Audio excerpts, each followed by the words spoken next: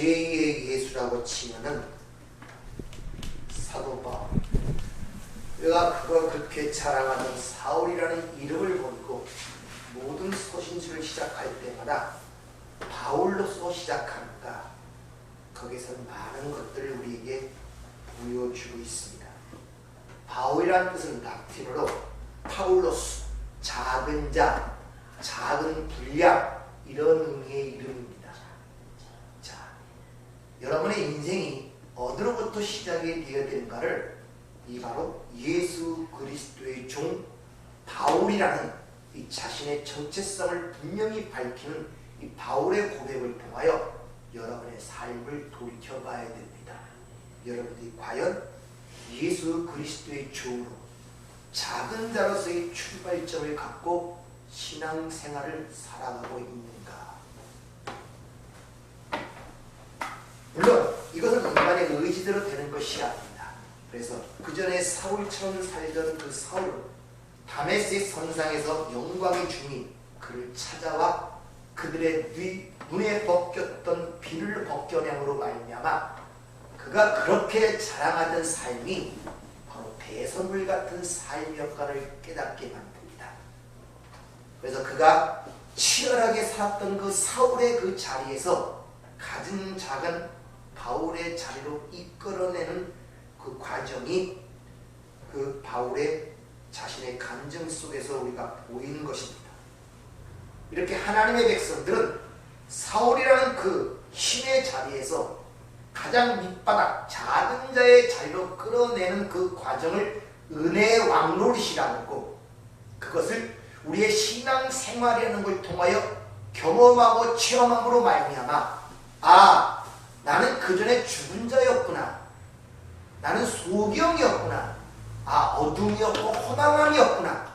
근데 하나님이 값없이 나에게 은혜와 사랑을 베푸시고 생명을 불어넣어 당신의 자녀로 삼으신 것이구나를 깨닫고 그 은혜를 찬송하는 자로 지어져 가는 것이지, 세상의 종교인들이 생각하는 것처럼 어떤 가르침을 잘 받아서 그 법을 잘 지켜서 세상이 박수하고 칭찬받는 어떤 성인의 모습으로 성숙되어 나의 위상을 나타내는 것이 종교 생활이지 기독교인의 생활이 아님을 아셔야 됩니다. 그래서 반드시 복음을 아는 자들은 필연적으로 자인식의 변화를 가져온다는 사실을 오전에 말씀을 드렸습니다. 그리고 그러한 사울의 삶과 바울의 삶이 그때만 있었던 것이 아니라 이미 창세기 1장부터 그 내용이 기록되고 있다는 것을 오전에 말씀을 드렸어요. 그리고 그 실제적인 삶이 어떻게 드러나느냐? 가인과 아벨의 삶을 통하여 우리에게 분명하게 보여주고 있다는 것입니다. 그래서 바울 작은 자의 삶이라는 것은 바로 아벨의 삶을 얘기하는데 다양한 삶을 거기서 얘기하고 오직 한마디로 얘기합니다. 아벨은 양을 치는 자였고 믿음으로 제사를 드려 의롭다 하시는 증거를 받았다, 이렇게 얘기합니다. 그래서 하나님의 은혜의 왕노릇에 의하여 끌려 내려오는 자들의 삶을 함축하여 아벨이 양을 치는 자였다라는 말로 우선 표현되는 것입니다. 왜냐? 그 당시에는 양이라는 것은 자기의 먹을거리도 되지 못했고 농사짓는 데 사용하지도 못한 아무런 쓸모는 오히려 인간의 수고와 손길만을 요구하는 불필요한 짐승이 양이었단 말입니다.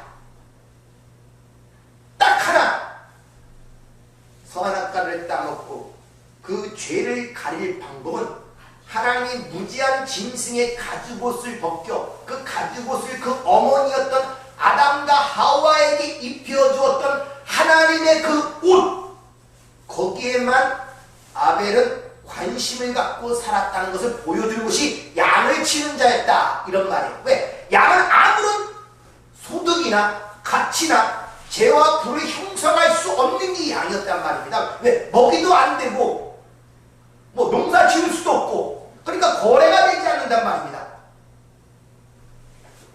그러니까 인간의 먹을거리, 즉 육적 어떤 먹을거리를 통하여 힘을 축적하여 자기의 위생과 가치를 챙기는 그런 가인의 삶이 아니라 오직 하나님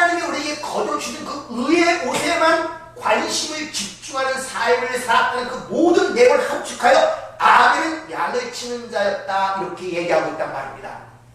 그래서 하나님께서 그 예물에 대하여 증거하신다는 거예요. 그래서 믿음으로 믿어서 드린 것이 아니라 하나님이 선물로 주신 그 믿음으로 하나님이 준비하신 그 제사를 드림으로 말미암아 하나님이 그 예물에 대하여 의롭다는 증거를 그에게 주셨다 이런 말이란 말이에요. 그게 아벨의 삶이었다는 것입니다.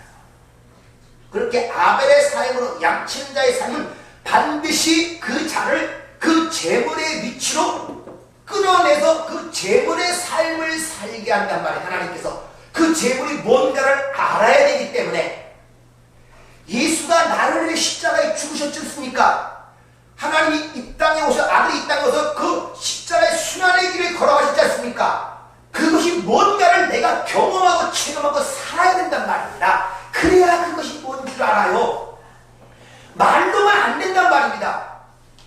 피부에와 닿아야 되고 경험하고 체험하고 고통스러워야 된단 말입니다. 그래서 그 예물의 자리로 끌어내려오는 것을 로마서 12장 1절 너희가 살아있는 제물로 드려라 그러잖아요. 우리가 삶 자체가 제물로 드리는 삶이란 말입니다. 죽는 삶.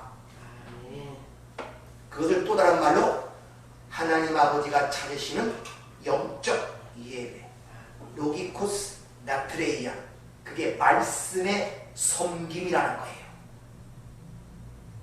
자, 그러면 하나님의 은혜를 잊지 못해 오직 효율적이고 경제적인 것만 눈을 두고 사는 사울의 삶, 그 사울의 삶이 가인을 통해 어떻게 보여지는가를 한번 살펴보도록 하죠. 즉 가인의 삶은 오직 자기의 먹을거리, 즉 자신의 힘을 키우는 데만 모든 것에 집중하는 삶을 얘기합니다.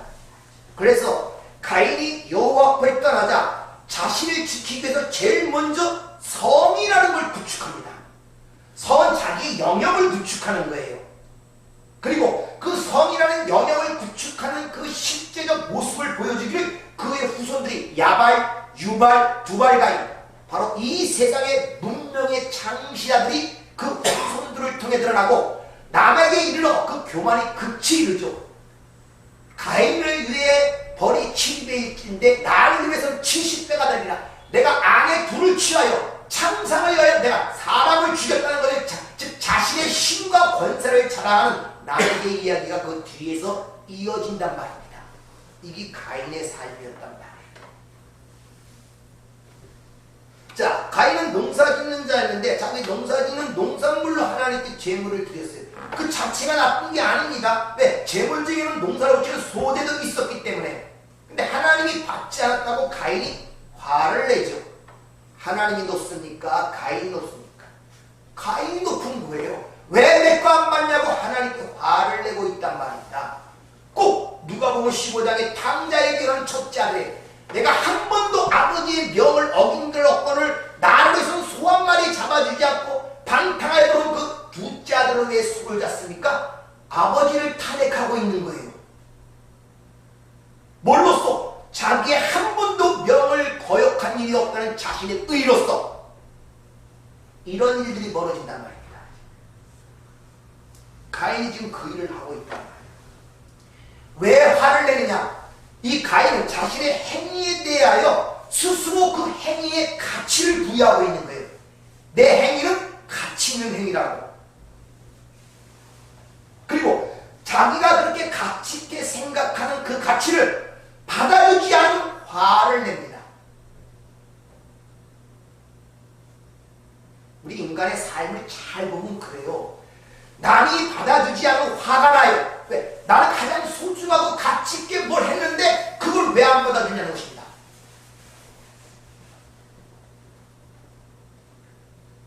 그렇게 가치를 부여하다 보니까 그 가치를 인정해주지 않는 그를 원망하게 되고 불평할 뿐만 아니라 그 하나님에 의하여 기뻐하심을 입는 그 사람 아벨을 죽이는 결과를 낳습니다. 이게 바로 예수님이 오셨던 당시의 그 모습이 그대로 재현되고 있단 말입니다. 예수님을 죽인 것들이 누굽니까? 율법주의자들, 그 당시에 그 백성들, 동족들이에요. 그렇게 애를 쓰고 수고하여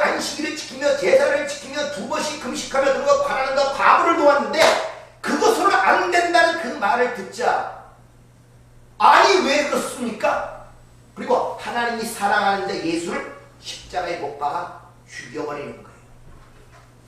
아벨의 삶이 그대로 거기서 드러나고 있단 말이에요. 그러니까 아벨은 예수 그리스도를 예표하는 삶이에요. 하나님이 의롭다 하시려더니 그 제물로 끌어와서 그대로 죽는 거예요. 하나님이 그 예물을 받아서 그 사람을 축복하고 그것을 세상에 영을 만드는 것이 아니라 그 제물로 죽더라니까요.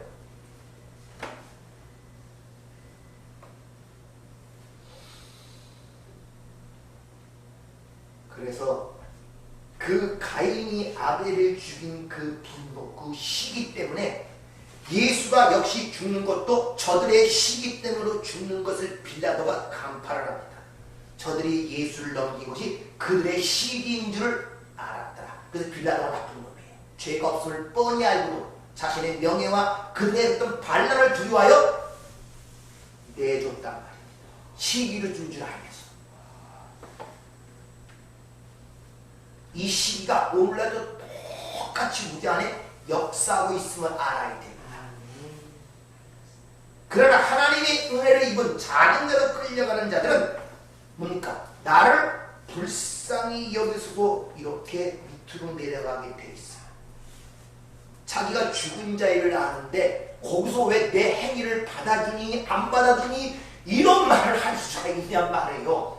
다시 말하면 내가 하나님에 의하여 피조된 피조물에 불과한데 창조자에게 나를 왜 이렇게 만들었어요?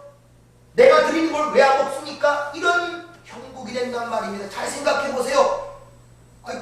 개미가 와갖고 자기들이 가장 소중하게 먹이로 싸는 여러 가지 진해 지렁이 싸라는 음식들을 갖고 가져와서 나한테 드세요 그러는 거예요. 내가 안 먹겠다 그러니까 왜 우리가 드리는 걸 안 먹습니까? 요런 형국이란 말입니다. 요게 요런 형국이란 말입니다. 인간의 교만이 왜 내가 드린 거 안 먹어요? 내가 이렇게 애를 써서 만들었는데.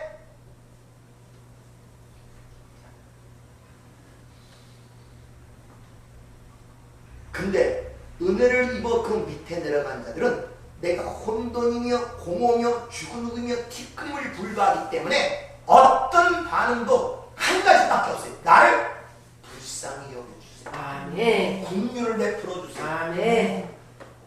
그래서 사복음서에 보면 주님이 항상 어떤 일을 베푸실 때 불쌍히 여기사가 나와요. 불쌍히 여기사, 불쌍히 여기사. 그래서 하나님의 백성들을 글로 끄집어 내리는 것입니다. 그래서 고린도후서 1장 8절에 보면 내가 심한 고난을 받아 살 소망까지 끊어지고 사형 선고를 받은 줄 알았대요. 근데 왜 그렇게까지 내 복음 전하는데 나를 그렇게까지 만들었느냐? 뭐라고 얘기합니까? 우리로 자기를 의지하지 말고 오직 죽은 자를 살리시는 하나님만 의지하도록 하기 위해서. 그래야만 하나님의 은혜만 오로지 드러날 거 아닙니까? 인간은 일말의 가능성만 있어도 하나님 의지 안 합니다. 그래서 하나님께서 그 삶에 개입하셔갖고 완전히 탈탈 털어내 죽이시는 거예요. 네, 살리기 위해서. 주님이 이런 말씀을 하시죠. 요한복음 10장 17절에 보면 내가 목숨을 버리는 것은 그걸 내가 다시 얻기 위함이라. 그것이 아버지의 사랑이다. 이렇게 얘기합니다. 죽은 자 가운데 부활입니다. 아멘. 내가 부활의 능력이 너희 안에 역사하고 있음을 너희가 알지 못하느냐. 에베소 교회에 위하여 사도 바울이 이렇게 얘기를 하고 기도를 하는데 우리가 왜 그 부활의 능력을 삶 속에 느끼지 못하느냐. 죽은 자 가운데 부활의 능력이 드러나는데 죽은 구석이 있어야지. 죽은 구석이 있어야 뭐 부활의 능력을 맛보든지 할 거 아닙니까?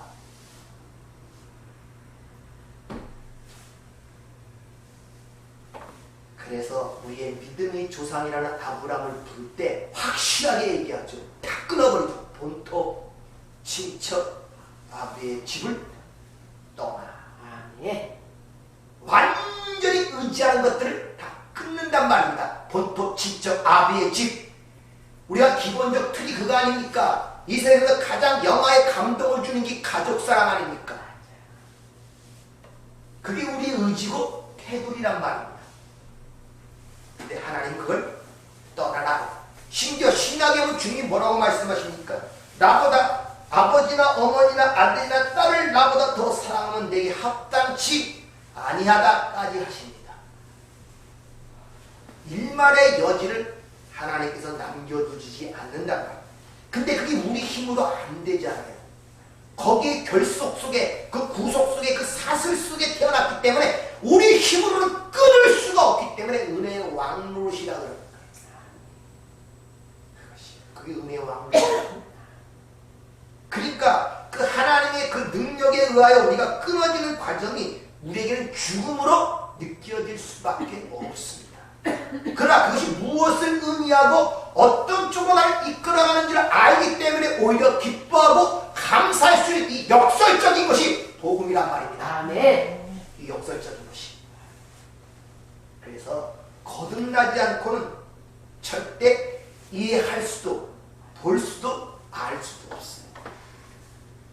왜? 세상은 언제나 내가 큰 자가 돼야 되고 복수해야 되고 이겨야 되고 내 가치를 챙겨야 되고 내가 행복해야 되는 대로 나가야 되는데 복음은 그 모든 것을 막는단 말이에요. 그걸 막는단 말입니다. 거기 도움을 주는 것이 아니라. 근데 문제는 이 성도라는 우리도 역시 내 안에 그런 욕망을 다스릴 힘이 없어요. 내 안에. 이게 참 문제란 말이에요. 욕망으로부터 자유롭지 못해요. 혹시 여러분들이 내가 예수를 믿고 성령이 내 안에 있으니까 저 사람과 좀 다른 사람이다 생각하는 것은 자기 기만성에 속고 있다는 걸 아시기 바랍니다. 자기 스스로 자기에게 속고 있는 거예요. 뭔가 다르다고 생각하고 있다. 별다른 거 아무것도 없습니다. 그런 문제 속에 다른 점은 딱 성도와 불신자의 차이점이 뭐냐? 성도는 그런 속에서 어떻게 나가느냐? 바로 그 실패의 원인과 그 모든 나를 인정하고 예수를 붙들게 된다는 거예요. 아멘. 근데 불신자들은 걸 인정을 못해요. 악을 바둑바둑 쓰면서 거기서 벗어나려고 해요. 어떻게 힘으로 이겨내려고 그러고 그걸 극복해내려고 그러고 그런단 말입니다. 그러나 성도는 그걸 나의 연약함을 인정하고 예수 그리스도의 십자가 앞에 납작 엎드리며 나를 불쌍히 여겨주소. 아멘. 사도 바울처럼 오호 나는 곤고한 자로다. 내가 죄인 중에 괴수다. 이런 고백으로 하나님의 은혜를 바라는 그 자리로 내려가는 게 성도의 모습이라고 합니다. 아멘. 인간의 어떤 행위도 하나님 앞에서 큰 가치를 가지지 못해요. 자, 같은 피조물이지만 개미가 내 앞에서 있어요. 하나님과 피조물의 차이라고 이렇게 상정을 합시다. 개미 어떤 행위가 나에게 가치 있게 보이겠습니까? 생각을 해보세요. 어떤 가치가 있겠어요? 그 개미 행위가. 근데 인간들은 자신들의 행위가 하나님께 가치 있게 느낀다고 가인처럼 거기에 가치를 부여한다니까요. 그리고 그걸 안 받아주면 가인처럼 화를 내요. 왜 나를 축복해주지 않느냐고. 왜 내 기도를 들어주지 않느냐고. 왜 나를 행복하게 해주지 않느냐고. 불평과 원망을 쏟아낸다니까요.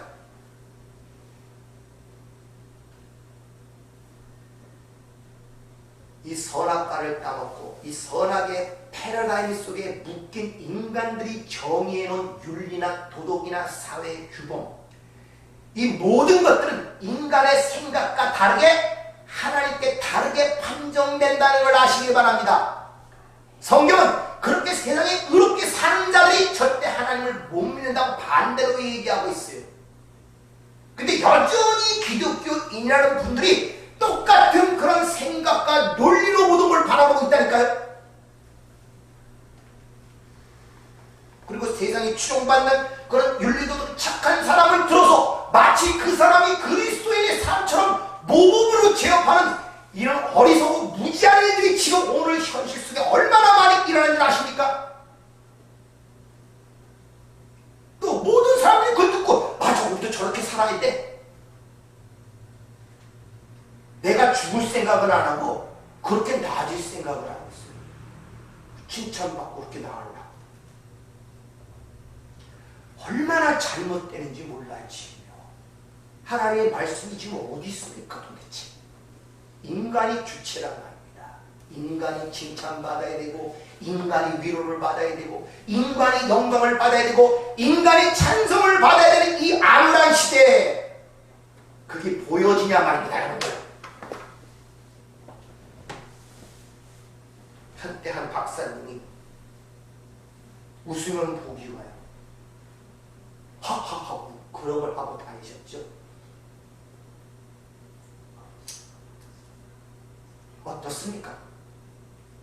세상에 들어가는 형태를 보고 웃음이 나옵니까? 내 자신의 실상을 보고 허허허 하는 웃음이 나옵니까? 그래서 사도행전에 예수님이 웃었다는 표현이 하나도 없어요. 근데 마치 개그맨처럼 웃고 떠들고 하면 그것이 마치 행복이냐? 그 기독교의 은혜이냐? 오도가 되고 있단 말이야. 썩어지고 문드러지는 이 아담의 세상에 어둠의 시체에 썩어가는 이 세상 속에서 그걸 본다면 어찌 거기서 웃음이 나와요. 웃음이 안 나온단 말입니다. 거꾸로 보고 있는 거예요. 지금 전부 다 눈에 비늘이 씌었어요. 눈에 비늘이 씌었어요.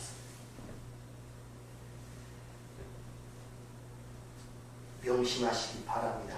사람의 행위가 그 사람이 죄인이냐 의인이라를 가르는 판단 기준이 아님을 아셔야 돼요.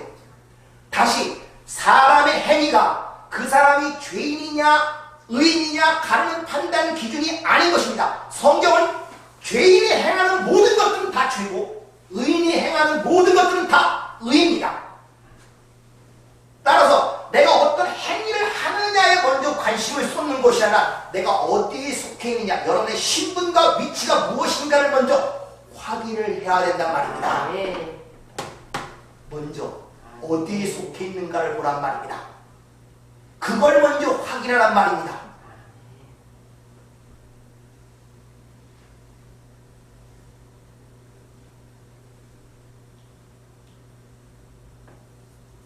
자식이 되는 것은 나서 되는 것이지 열심히 노력해서 되는 게 아니에요.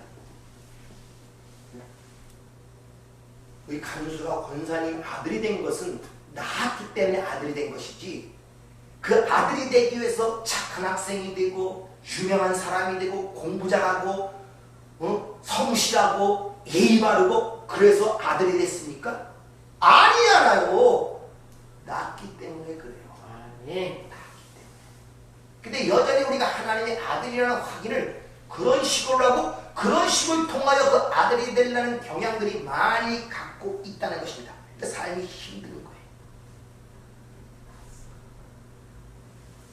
그러면 인간의 행위가 필요하지 않느냐? 아니에요.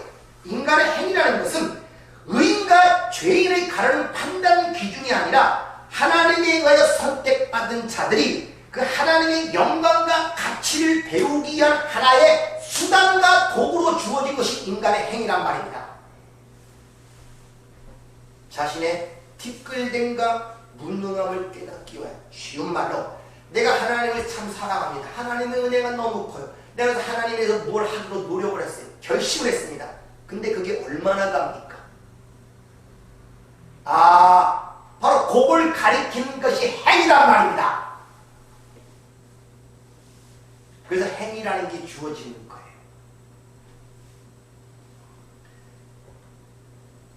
신앙을 과학적 수준으로 생각하고 마시길 바랍니다. 뭐냐? 인과 응보. 원인이 있으면 결과가 있다. 권성징악. 또 사필 규정.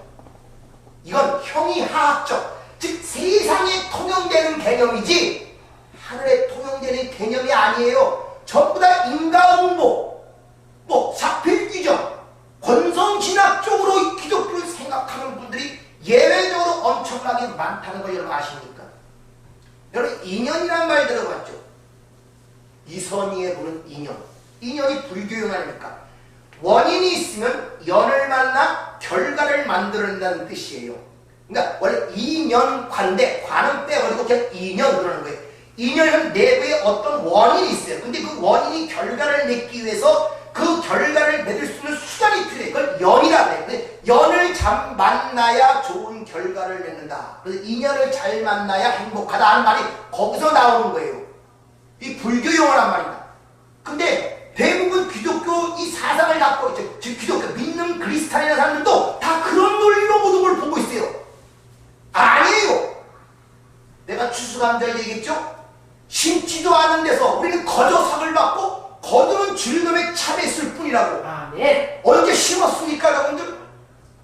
아니 심을 게 뭐가 있어요? 여러분 생명이 있습니까? 뭐가 있습니까? 뭘 갖고 심습니까?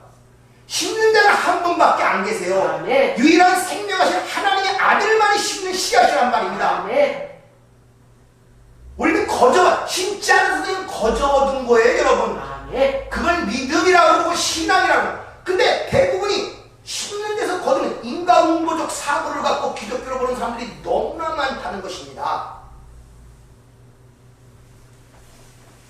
또 그런 것들을 많이 독려해요. 그럼 독려하면 많은 것들을 얻기 때문에 열심히 합니다. 왜? 결과를 보기 위해서. 결과가 안 나타나면 어떨 겁니까? 우리가 사는 삶은 마지 같은 것처럼 내가 주의 이름으로도 귀신도 쫓아내고 가르치기도 하고 뭐도 했는데 주님이 난 널 모른다고 못합니까? 마태복음 25장처럼 내가 옥에 갇힌 자도 돌봤고 가난한 자도 돌봤고 헐가한 자도 밥을 줬는데 나에게 한 것이 아니라고 뭐라 그럴 거예요? 신앙은 과학적 수준으로 생각하시면 안 된다는 것입니다. 바로 심지 않은 데서 우리는 거두는 그런 은혜를 얻은 것이란 말입니다. 아멘. 이거 신앙생활에서 우리가 배워가는 거예요 여러분들. 아 심지 않은 데서 하나님이 나에게 거저주신 것이구나. 아멘. 이걸 인간의 행위라는 그걸 통하여 처절하게 깨달아가는 거예요. 그래서 하나님의 사랑을 알고 내가 얼마나 귀하게 선택됐고 창세전부터 선택받았는가를 열심히 전도를 해봐야 조금 깨달아요.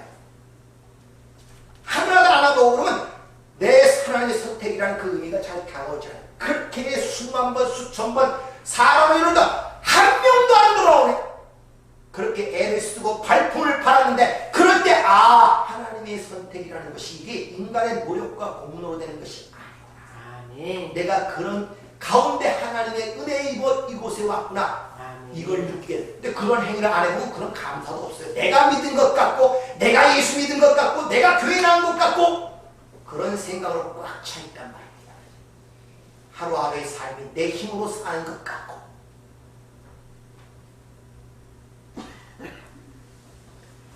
성도는 바로 인생 속에서 그런 것들을 경험하는 것입니다. 따라서 죽음을 경험하는 곳에서 부활의 능력을 맛보지 죽음을 경험하지 못하면 부활의 능력을 맛보지 못합니다. 그래서 여러분들이 하나님 나라의 부활의 능력을 맛보고 영생이라는 걸 맛보면 반드시 사망에서 영생을 거둬야 되는데 사망과 죽음이라는 걸 내가 경험하지 못하고 알지 못하면 부활이 뭔지도 모르고 영생이 뭔지도 몰라. 우리가 왜 영생이라는 그 영생이라는 항상 뒤에 붙는 단어가 있죠. 영생, 복락. 그걸 이 땅에서 하나님 나라가 내 안에 임하고 있다고 하면서도 왜 느끼지 못하느냐? 사망이라는 걸 내가 알지 못하기 때문에 내 인생이 지금 죽음이라는 걸 알지 못하기 때문에 그래. 여전히 내 자신이 살기를 원하고 내 형상이 나타나길 원한단 말입니다. 그걸 죽이려고 노력을 하지 않아요. 노력할 뿐만 아니라 하지 못하기 때문에 기도하지 않는단 말입니다. 왜? 노력하지 않으니 내가 할 수 없다는 사실을 깨닫지 못한단 말입니다. 그걸 보지 못하니 나는 할 수 없는 자임을 알지 못한단 말입니다. 그래서 주시는데도 누리지를 못하는, 쉬운 말로 그릇이 되지 못하는 거예요. 왜? 새 그릇에만 새 포도주가 담길 수 있기 때문에. 아멘. 믿음이라는 것은 통계학적 확률이 아님을 아셔야 돼요. 도저히 믿을 수 없는 환경 속에서 불가능한 속에서 거두는 것이 믿음이란 말입니다. 자, 히브리서 11장에 보면 믿음과 사라가 믿음으로 누굴 낳습니까? 이삭을 낳았다고 기록을 해요. 그 사건 속에 보면 인간이 요만한 가능성이 있어도 얼만큼 그 약속에 벗어나는지 우리가 보입니다. 자, 75세 아브라함이 사라가 65세 때 하나님이 찾아와서 내 후손을 통하여 복을 주실 것을 약속하십니다. 근데 그때 나이만 해도 일말의 가능성이 있었어요. 그래서 애굽 여인 하가를 취하여 누굴 낳습니까? 이스마엘을 낳죠. 그러나 하나님께서는 그를 인정하지 않습니다. 일말의 가능성 속에 나는 절대 불가능한 속에서 난 것만 인정하단 말입니다. 그리고 25년이 지나서 진짜 발상만 막대기가 됩니다. 그 상황은 창세기 17장 10절 아브라함이 엎드려 웃으며 마음속에 이르되 내 100세 된 사람이 어찌 자식을 낳을까? 사라는 90세이니 어찌 출생을 할까? 본인도 알고 세상이 알 정도로 많은 막대 불가능한 상태가 됐어요. 그럴 때 하나님이 찾아오셔서 그에게 믿음으로 이삭을 낳게 한다는 약속을 또 하시죠. 그런데 그렇게 말씀하실 때 믿음으로 사라가 이삭을 낳았다고 기록하지만은 진짜 그 장면 속에 가보면 믿음이라는 건 요만큼도 안 보입니다. 그래서 그 믿음이 사라의 믿음이 아니란 말입니다. 창세기 18장 11절 아브라함과 사라는 나이가 많고 늙었고 사라에게는 여성의 생리가 끊겼는지라 사라가 속으로 웃고 이르되 내가 노쇠하였고 내 주인도 늙었으니 내게 무슨 즐거움이 있으리요. 여호와께서 아브라함에게 이르시되 사라가 왜 웃으며 이르기를 내가 늙었거늘 어떻게 아들을 낳으려 하느냐. 여호와께서 능치 못한 일이 있겠느냐. 기한이 이를 때 내가 네게 돌아오리니 사라에게 아들이 있으리라. 사라가 두려워하여 부인하여 이르되 내가 웃지 아니했나이다. 이르시되 아니 내가 웃었느니라. 비웃었단 말입니다. 내가 생리가 끊쳐지고 내 주인도 100세가 됐는데 무슨 아들이 있겠냐. 뒤에서 비웃을 거예요. 근데 무슨 믿음으로 그러니까 그 믿음은 하나님의 믿음으로 불가능한 그 사라에게서 믿음의 결과물을 만들어낸 것이 이삭이란 말입니다. 이츠바크라는 이 단어 이거는 웃음 기쁨이에요. 아브라함과 사라의 그 비웃음을 하나님이 진정한 웃음, 진정한 기쁨으로 만들어내는 것이 하나님의 믿음이란 말이에요. 아멘. 이것이 우리의 신앙생활. 아멘. 그래서 우리도 일말의 가능성이 있으면 절대 하나님께 모든 걸 의탁하는 법이 없어요. 자기 해볼 거 다 해보고 내 등에 두 손발 들지 요만큼이라도 남은 거 있으면 절대 두 손발 안 듭니다. 그쪽으로 머리가 들어가고 생각이 돌아가지. 이렇게 완전히 파산한 상태 하나님께서 그 당신의 믿음을 그에게 줘서 그 믿음의 결과로 이삭을 낳게 하는 사건이 바로 이삭의 출생 사건이란 말입니다. 앞으로 시대가 갈수록 신랑은 점점 길을 못 필 것이고 신부는 점점 기고만장할 것입니다. 이게 성경적 예언이에요. 요한계시록 17장에 보면 큰 음녀가 받을 심판을 말씀하시면서 그 음녀가 땅의 왕들과 운행하고 붉은 빛 짐승을 탄 모습으로 그려집니다. 세상의 땅들 세상과 사치스럽게 얘기할 뿐만 아니라 그 마귀와도 짝이 되어 그 등에 업혀서 같이 세상의 즐거움과 왕노라는 모습으로 음녀가 그려져요. 내중에 보니까 그 음녀가 자기가 탄 짐승에 의하여 먹히는 모습으로 끝장이 나버립니다.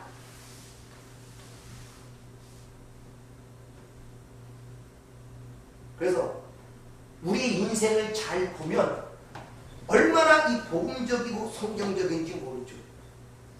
남자와 여자가 살아가다가 일정 순간이 되면은 여자의 호르몬이 그쳐지고 배경기가 되면은 여자의 그 호르몬이 죽으면서 남자의 호르몬이 나오기 시작해요. 남성화가 되기 시작합니다. 힘이 세지고 사나워지고 담대해지고 용감해져요. 반대로 남자는 그 기력이 떨어지고 시에는 그 남자의 호르몬이 점점 사라지게 되면 여성 호르몬이 나와서 사람이 여성화가 돼요. 남자가. 그래서 의기소침해지고 우울해지고 어깨가 추지게 돼 있단 말입니다. 복음적이라니까 이게 성경적인 것이고. 그래서 여권 신장이니 뭐 여성 상위 시대니 그런 것이 앞으로 계속될 것입니다. 그런 시대가 기고만장해서 남자를 무시하는 세대가 오게 된단 말이에요. 그러면 야 믿는 사람이니까 우리는 그렇게 되지 말아야지 쪽으로 나가면 안 되나? 그럴수록 우리는 하나님이 의지하는 쪽으로 나가야 된단 말입니다. 아멘. 여기서 잘 생각들 하셔야 돼요. 그래서 우리가 기독교인들이 이런 진리를 한다고 야 그럼 세상이 그렇게 되면 안 돼. 그걸 변화시켜서 특히 말하면 CCC가 추구하는 모토가 이 세상을 푸른 계절, 그리스도의 푸른 계절로 만들자. 이게 모티브거든요. 아니 세상이 무슨 그리스도를 푸른 계절로 만들어? 세상은 멸망당할 세상인데 성경 거기서 나오라는데 무슨 푸른 계절을 만들어? 물론 좋은 의미로 복음을 전하자 그런 의미겠죠. 그러나 신학적으로 성경적으로 맞지 않는 구애예요. 거기서 나와라가 돼야 되지 거기서 어떤 변화를 통하여 세상을 변화시키자 하면 그것이 문제가 된단 말입니다. 근데 지금 기독교의 추세가 보면 이 세상을 변화시키자예요. 어떤 데 그들이 들어가서 정치도 변화시키고 사회도 변화시키고 정권도 바뀌고 경제도 변화시켜서 그리스도인들이 하나님의 나라를 만들자. 거기에 모든 춤을 추고 있다니까요. 그래서 그들을 감동시킨다면 그들만 힘이 있어야 되고 능력이 있어야 되고 부와 영광도 있어. 그들이 우리를 무섭게 하거나 두려워하거나 아니면 부러워하도록 만들어 우리 말을 듣게 해야 된다는 거예요. 그래서 잘 살아야 된다는 거예요. 학벌도 좋아야 된다는 거예요. 대통령도 돼야 된다는 것입니다. 장관도 돼야 된다는 것입니다. 장로가 대통령 된 게 두 분이지 않습니까? 삼부 요인 중에 기독교 아닌 사람이 어디 있습니까? 근데 하나도 안 변하네. 오히려 더 그거 되네. 그러니까 지금 참 이게 안타까운데 똑같은 기독교를 믿는 사람들이 한쪽은 촛불 집회에서 정권 물러가라 그러고 한쪽은 반대편에서 반대. 이 똑같이 예수를 믿는 자들이에요. 지금 거기서 뭐하고 있어요? 뭐하고? 정치 바꿔서 뭐 하려고요? 예수는 어디 갔습니까? 예수는 어디 갔냔 말입니다. 예수는 답답한 그곳입니다. 거의 이쪽이나 저쪽이나 그 사회들 전부 다 거의 60%가 뭡니까? 기독교 단체들이 전부 다 대부분 목사들이고 뭐하냔 말이에요. 뭐하냐? 주일날 나가서 거기서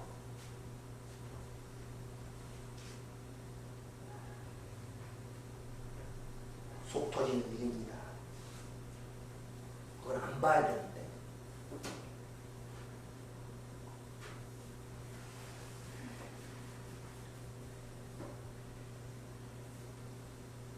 그럴수록 우리는 사회를 변화시키기 위해서 그러는 것이 아니라 그럴수록 복음을 증거해야 아멘. 이 세상이 어떤 세상이고 어떤 일이 올 것인가를 아는 자들은 그러한 일들은 이미 창세 후로부터 지금까지 계속 반복되고 있어요.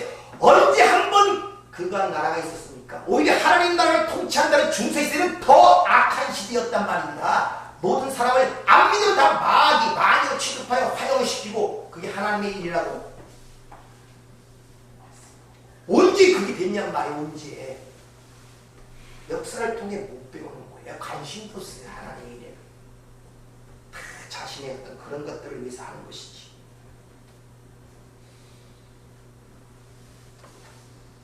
하나님께서 당신의 신분들을 그런 꼬라지로 내버려 두시겠어요? 아니죠. 그러니까 신부다운 자, 작은 자, 바울의 자로 밀어내신다. 아멘. 밀어내신단 말입니다. 다시 쉬운 말로 신부 단장을 시키는 거예요. 그래서 에스겔서 16장에 보면 신부의 단장시키는 모습을 통하여 구원이 뭔가를 가리킵니다.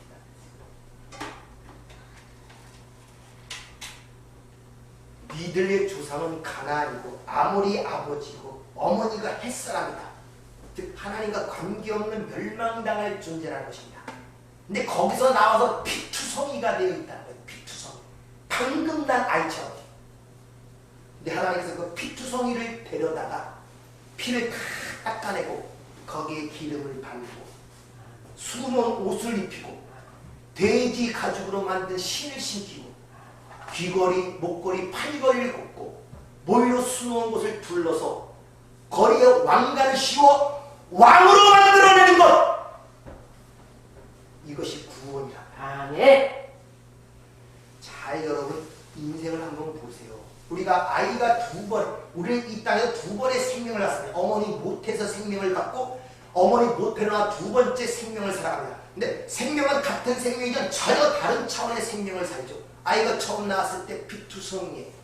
어머니 그 좁은 산도를 빠져나오면서 피와 물로 엉컹대잖아요. 그걸 다 닦아내죠. 그리고 아름다운 옷, 아주 보드라운 옷을 입히고 다리에 그 만들어놓은 예비한 실을 신기고, 그 모습이 구원을 설명하는 거란 말입니다. 애기중지 어떻게 될까봐 젖을 물려 살려가면서 평생 동안 어머니가 그에게 모든 걸 헌신하고 한 인간으로 키워나요. 한 가족으로 사회 일원으로 만들어내잖아요. 그 모습이 구원의 모습이란 말입니다. 하나님이 우리를 그렇게 인도하시고 그렇게 만들어내신단 말입니다. 아멘. 그 사랑을 아는 말이에요. 그 주인의 사랑을 안 자들은 이 땅에 비록 6년 동안 종사를 해요.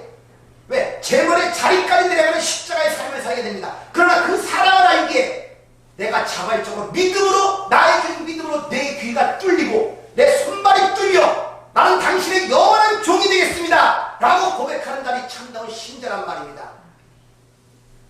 그래서 하나님께서 그 백성들을 가나안 땅에 인도하실 때 첫 번째 준 규례로 종의 규례를 줬음을 지난주에 말씀을 드린 거예요.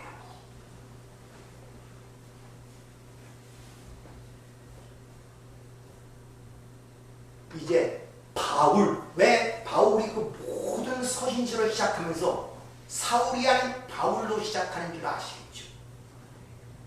자신이 전하는 모든 메시지가 바울이란 예수 그리스도의 종 바울이라는 단어 속에 다 합축이 되어 있는 거예요. 이걸 통하여 여러분도 시작이 바울로 시작하시길 바랍니다. 아멘. 예수 그리스도의 종된 여러분으로 시작하시길 주의로 부탁을 드립니다. 아멘. 겸손한 자로 모든 걸 시작하시고, 아멘. 내가 약할 때 주님이 강하다는 이 바울의 명언, 이 말씀을 절대 잊지 마시길 부탁을 드립니다. 아멘. 은혜롭고 자비로우신 아버지 하나님, 우리가 얼마나 교만한지 사실 하나님이 빛을 비추지 않는 모습입니다. 그저 나는 잘 해가는 줄 알고 잘 믿는 줄 알고 그냥 살아갈 때가 너무나 많습니다. 그러나 하나님 이런 시간을 통하여 아버지께서 일가를 하시고 그 검을 통하여 우리의 숨겨진 부분들과 잘못된 부분들을 낱낱이 헤쳐 다시 하나님의 신부의 자리로 이끌어내시는 진심으로 감사를 드립니다. 아멘. 이런 과정이 계속될수록 우리가 세계를 보는 우리의 세계관이 변할 것이고, 아멘. 우리의 가치관이 하늘의 것으로 변할 줄 믿습니다. 아멘. 주님 만나는 그날 풍성난 하나님의 은혜를 찬송할 수 있고 그 앞에 감사할 수 있는 우리 인생이 될 수 있도록 저희들에게 성령의 충만함과 성령의 능력을 허락하여 주시옵소서. 아멘. 예수님 이름으로 기도하옵나이다. 아멘.